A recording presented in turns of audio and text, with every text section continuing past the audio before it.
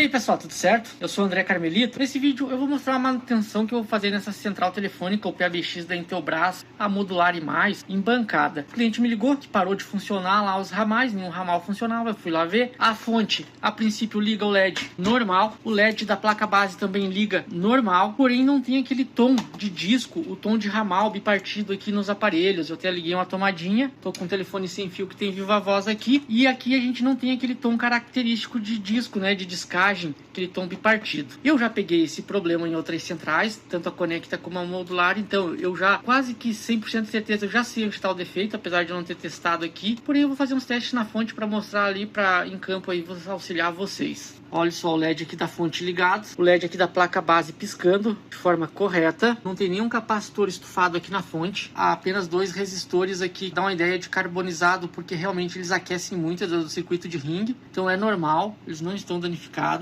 Aqui na placa base também a princípio não tem nada que possa dizer que tem um defeito. Bom, eu já estou com o aparelhinho ligado aqui, como eu falei, esse aparelho sem fio, e eu vou retirar ele aqui no Viva Voz.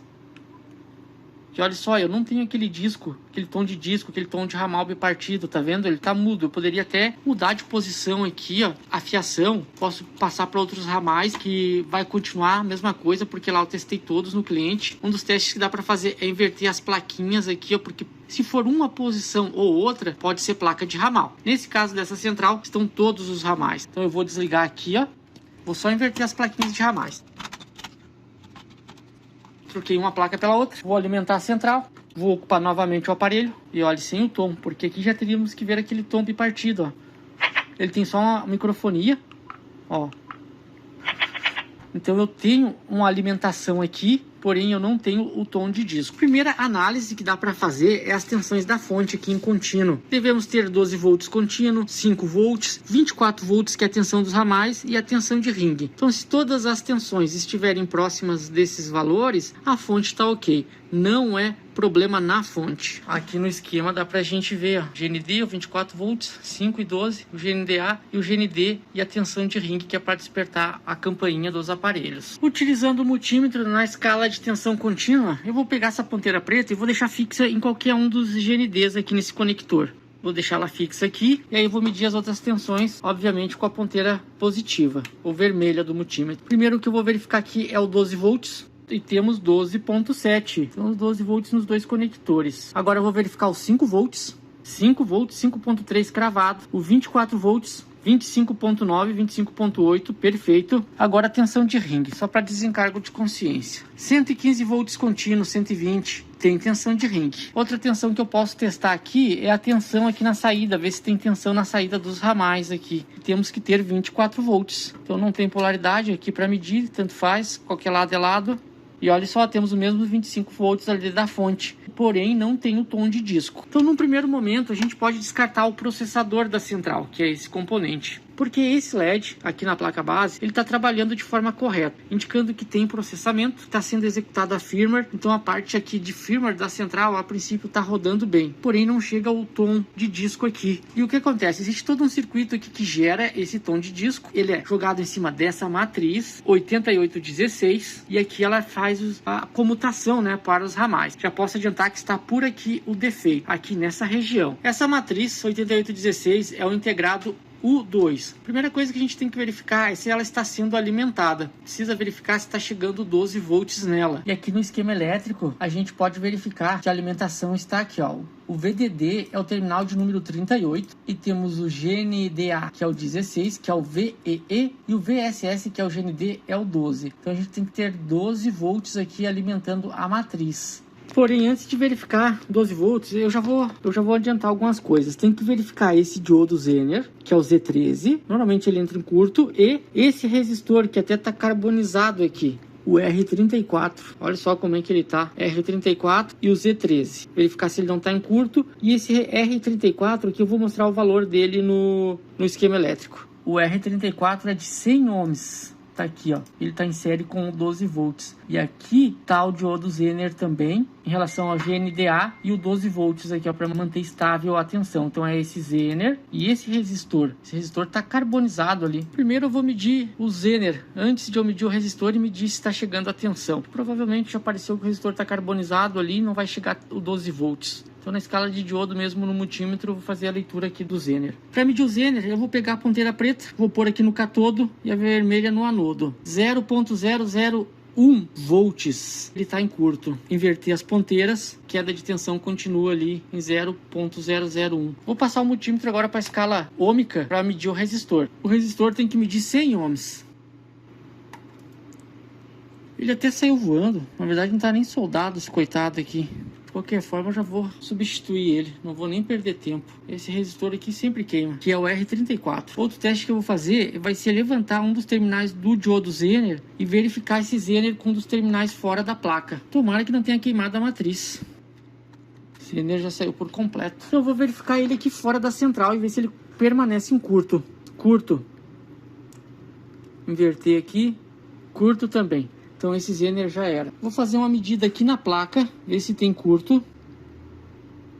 Não, tem o Zener, não tem curto. Menos mal. A princípio a matriz não está em curto. Agora eu preciso providenciar um Zener igual a esse e um resistor de 100 ohms. Fazer a limpeza aqui na placa, soldar eles e fazer o teste. Eu vou atrás desses componentes. Já achei o diodo Zener aqui. Então ó, eu vou só medir para desencargo de consciência.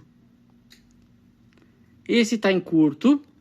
Se eu inverter ele aqui, vai ter que continuar o curto.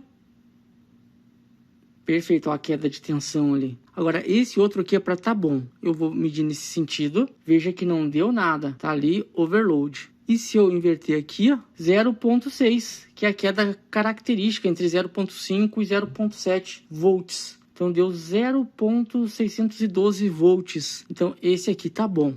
Então esse aqui eu posso soldar ele na central tranquilamente. Só preciso agora encontrar um resistor de 100 ohms. Tirar o excesso de estanho aqui, ó.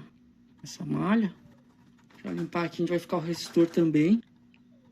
Com isso eu consigo tirar todo o excesso. Fica só as ilhas ali. O cátodo do Zener é aqui, ó. Esse terminal. Então ele vai ficar nessa posição aqui. Eu não vou usar nem o soprador térmico. Eu vou usar o ferro de solda e estanho normal para fazer essa solda. Porque é o que a maioria do pessoal tem aí, né? Nem todos têm estação de solda. Então primeiro eu vou pôr o cátodo.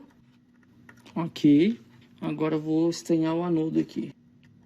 Depois eu faço uma limpeza aqui na placa. Agora eu preciso providenciar o resistor de 100 ohms. Há dois tipos de resistores. E o valor do resistor é 100 ohms. Então a gente pode usar esse SMD aqui, ó. O código dele é 101. Ou pode usar, se não encontrar o SMD, pode usar o convencional mesmo, com os terminais normal. Porém, só tem que tomar cuidado na hora de soldar ali para não estourar as ilhas, as trilhas de solda ali. Mas pode usar qualquer um dos dois. Eu vou usar o SMD mesmo, por estanho em uma das ilhas.